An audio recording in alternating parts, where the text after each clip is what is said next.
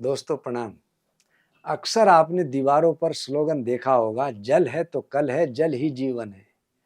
और वाकई में जल के बिना हमारे शरीर की कल्पना भी नहीं होती। जल हम इस जल के सेवन से ही कई बीमारियों को दूर कर सकते हैं। दोस्तों, बिना खाए आप कई दिनों तक रह सकते हैं, लेकिन बिना जल के हमारे जीवन की कल्पना संभव नहीं है। हमारे शरीर के अंदर 70% जल ही है और यह जल हमारे शरीर में प्राणवायु का संचार करता है। आपने सुना होगा, पहले एक कहावत थी, ज्वर जुखाम और पावना इनका एक उपाय, लंगन दीजिए तान कर कभी ना वापस आए। दोस्तों, हमारे धर्म में और आयुर्वेद के हिसाब से ये कहा है कि ज्वर यानी कि बुखार, जुखाम और पावना यानी कि खांसी हमको हो तो इसका एक बहुत ही अच्छा उपाय है, हमको लंगन खूब अच्छी तरह से करना चाहिए। लंगन यानी कि उपवास। और हमारे धर्म में भी कई प्रकार के हमको उपवास कहे हैं। अक्सर उपवास में लोग मावा, मेवा, बहुत ज्यादा फल इत्यादि का सेवन करते हैं, जिसके कारण हमको जो लाभ मिलना चाहिए वह लाभ नहीं मिल पाता। हमको उपवास में यानी कि लंगन में 0 कैलोरी वाला जल सेवन करना चाहिए, यानी कि सिर्फ और सिर्फ जल हो, नींबू पानी हो, आंवले का रस हो, ग्रीन टी हो, ब्लैक कॉफी हो, सिर्फ इन्हीं का सेवन करना चाहिए। और ये साइंटिफिकली प्रूव भी हो चुका। जापान के एक वैज्ञानिक जिनका नाम था योशिनोरी, और योशिनोरी को इस बात पर नोबेल पुरस्कार 2016 में मिला था। वो क्या था? सिर्फ और सिर्फ हमारी पद्धति से ही उन्होंने ये चीज ली थी। उन्होंने ये प्रूव किया था कि जो व्यक्ति उपवास रखता है, सिर्फ और सिर्फ जल का सेवन करता है, तो उसकी जो कमजोर कोशिकाएं हैं या डेड सेल्स हैं, उनको स्ट्रॉन्ग कोशिकाएं खाने लगती हैं। और जब हम उसके बाद भोजन करते हैं तो उसके बाद वो कोशिकाएं और स्ट्रॉन्ग होती हैं। इसलिए हमको उपवास में सिर्फ और सिर्फ जल 0 कैलोरी वाला ही सेवन करना चाहिए।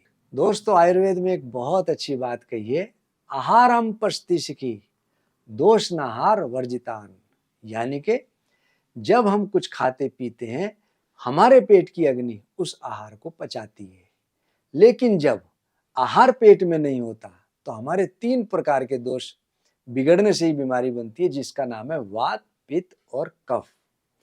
और वात का दोष का, वायु दोष का जो शमन है वह 7 दिन में होने लगता है, पित्त का 10 दिन में, और कफ दोष कितना भी बिगड़ा हुआ क्यों ना हो उसका शमन 12 दिन में होने लगता है। और यदि हम आहार का सेवन नहीं करेंगे तो हमारी अग्नि इन दोषों को समाप्त करने लगेगी। इसलिए इस लंघन का महत्व समझते हुए, इस उपवास का महत्व समझते हुए हमको कुछ नहीं खाना है, सिर्फ और सिर्फ पानी के ऊपर ही रहना है। आपको मैं एक बात कहूंगा, हफ्ते में 1 दिन या 2 दिन या 2 हफ्ते में 1 बार या 3 हफ्ते में 1 बार या महीने में 1 बार हमको उपवास, कड़ा लंघन जरूर करना चाहिए।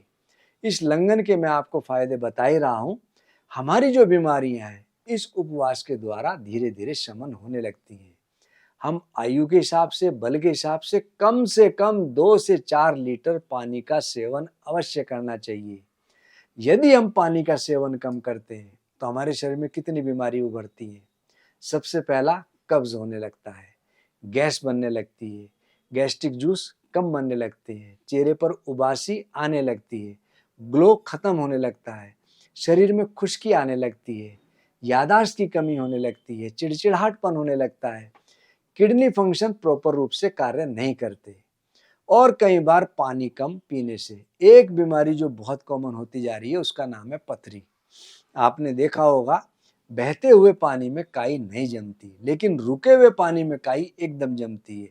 इसी प्रकार जितना हम पानी पिए उतनी फ्लशिंग होती है, पथरी का डिपॉजिट नहीं होता। पथरी वैसे तो कई प्रकार की है, कैल्शियम ऑक्सलेट की, मैग्नीशियम ऑक्सलेट की, ट्रिपल फॉस्फेट की, नीरिश की, यूरिक एसिड की। यूरिक एसिड के इन सभी के क्रिस्टल्स जमा होने लगते हैं, तब बनती है पथरी। फ्लशिंग ज़्यादा होगी तो क्रिस्टल जमा नहीं होंगे, हमको पथरी नहीं सताएगी। इसलिए मैं आपसे कहूँगा कि हमको कम से कम 3-4 लीटर पानी अवश्य सेवन करना चाहिए। दोस्तों, हमारी बॉडी का टेम्परेचर 37 प्लस माइनस 0.2 डिग्री होता है।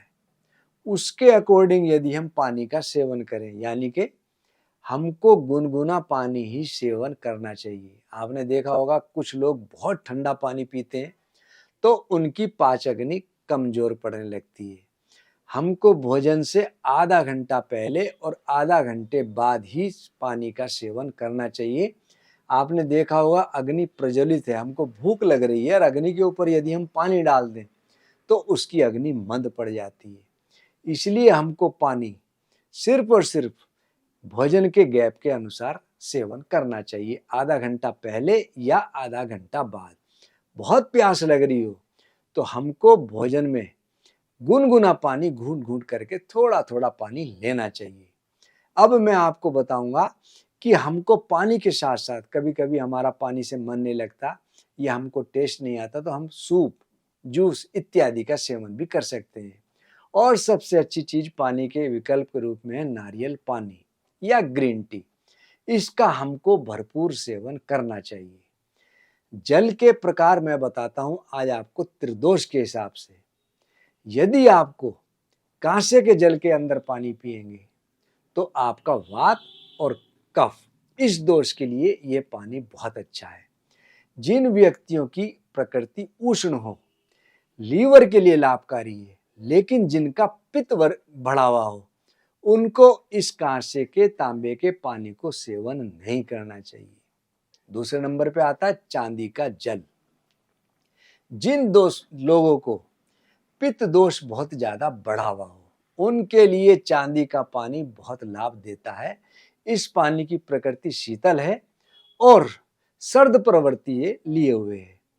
लेकिन जिन लोगों को बालों की समस्या हो, उन लोगों को इस पानी का सेवन नहीं करना है। तीसरे नंबर पे आता है मिट्टी वाला जल, यानी कि मटके का पानी। ये सभी दोषों के लिए बहुत ही अच्छा है। जिन लोगों की प्रकृति शीतल हो, ये पानी शीतल प्रकृति का है, दोषों को प्रभावित नहीं करता। इसलिए हमको सिर्फ और सिर्फ गर्मी हो या सर्दी हो, मिट्टी के ही जल का पानी हमको सेवन करना चाहिए। सर्दियों में हम इसको गुनगुना करके ले सकते हैं। तो जिन लोगों की जो प्रकृति हो उसके हिसाब से हमको पानी का सेवन करना चाहिए। अक्सर बात आती है ऊषपान की। ऊषपान यानी कि प्रातःकाल सुबह खाली पेट उठते ही साथ पानी का सेवन करना। और इसके लिए बहुत अच्छी बात कही है, प्रातःकाल खाट से उठकर पिए तुरंत ही पानी, उस घर वैद कभू नहीं जाए, बात घाघ ने जानी। ये घाघ हमारे एक कवि हुए, इनकी बहुत ही अच्छी कहावतें हैं जो कि बिल्कुल आज भी सत्य हैं। रोग यत्नाकर के अनुसार भी सूर्य उदय से पहले बिना कुल्ला करे यदि हम 8 पसर मात्रा में जल का सेवन करें तो वह व्यक्ति 100 साल तक जीता है, स्वस्थ रहता है, निरोग रहता है, उसको कोई बीमारी नहीं सताती और चेहरे पर उसके झुर्रियां नहीं आती और उसको कभी भी पेट की कोई समस्या नहीं सताती। उसका पाचन तंत्र बड़ा मजबूत रहता है। हमारा मुंह लार से भरा होता है और लार होती है हमारी एल्कलाइन नेचर की। पेट जिसमें बनता है पित्त, acid, alkaline plus acid equal to neutralise. ये केमिस्ट्री की सबसे पहली इक्वेशन है। और यदि हम बिना कुल्ला करे इस पानी का सेवन करेंगे तो हमको लाभ ज्यादा मिलेगा। इसलिए हमको ये ध्यान रखना चाहिए कि जब हम उठें तो प्रातःकाल उठकर हमको गुनगुना पानी ही 1 से 2 गिलास सेवन करना चाहिए। लार के लिए मैंने एक बात पहले भी कही थी, जिन लोगों की आंखों की समस्या बनती हो, आई साइड कमजोर हो रही हो, प्रातःकाल उठकर हम उस लार को आंख में अंजन करें तो हमारी आंखों की ज्योति बनी रहती है। जो चीज हमारे मुंह के अंदर है और इतना लाभ देती है, तो आप सोचो यदि पेट के अंदर जाएगी तो हमको कितना लाभ देगी। इसलिए हमको बिना कुल्ला करे ही पानी का सेवन करना चाहिए। ऊषपान वैसे तो बहुत ही ज्यादा अमृत तुल्य है, लेकिन कुछ लोगों को ये नुकसान भी करता है। ये उन लोगों को नुकसान करता है जिनको ये निम्नवत बीमारियां हैं। जिन लोगों को विविध कफ की समस्या हो, वातज व्याधि बहुत ज्यादा सताती हो, हिचकी बहुत ज्यादा लगती हो, पेट में अल्सर की समस्या हो, पेट में अफारा बहुत ज्यादा आता हो, निमोनिया की समस्या हो या टीबी की समस्या हो, शरीर में कहीं घाव बने हुए हों, ऐसे लोगों को ऊषपान नहीं करना चाहिए। तो पानी के बारे में दोस्तों आज मैंने आपको इतनी अच्छी अच्छी जानकारियां दी। दोस्तों हम आपको नित नई जानकारियां देते रहते हैं और बदले में कभी आपसे कुछ नहीं मांगते।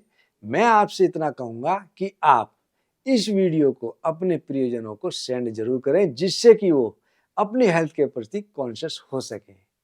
धन्यवाद।